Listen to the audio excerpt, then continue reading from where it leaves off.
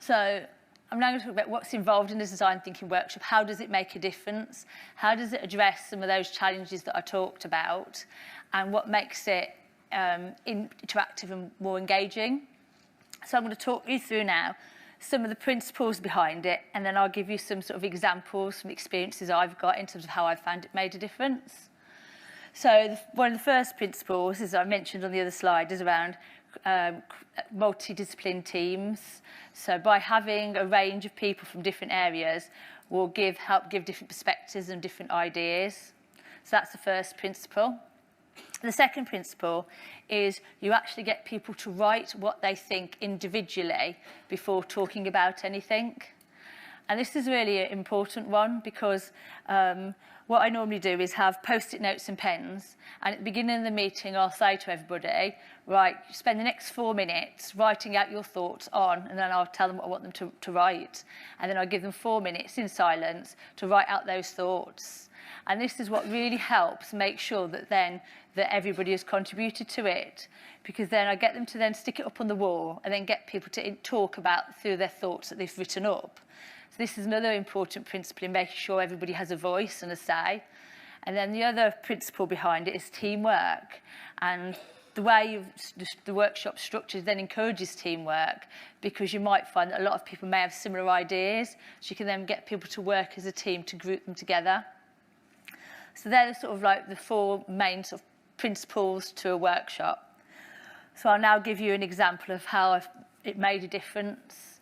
So I'd persuaded a group of actuaries, an actuarial team, to come together to find out what their processes were. And I'd previously been told I only needed to talk to one person because they knew everything the whole team did.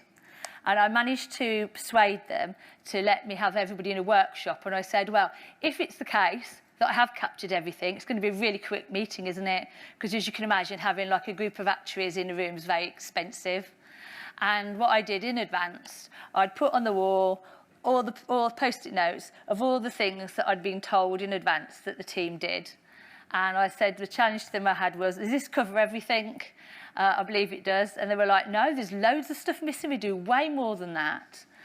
So I was able to give everybody like post-it notes, and I ended up giving them all 10 minutes because they were all scribbling away, and get them to stick it up on the wall. And then I managed to say to them, you know, group them as well. So I got them to all group it.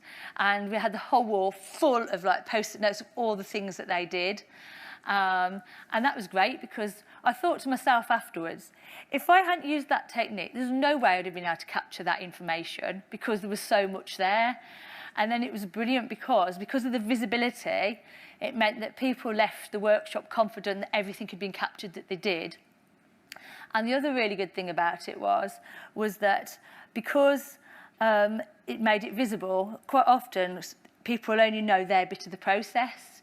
So some of this was the first time people saw everything they did in one picture on the wall.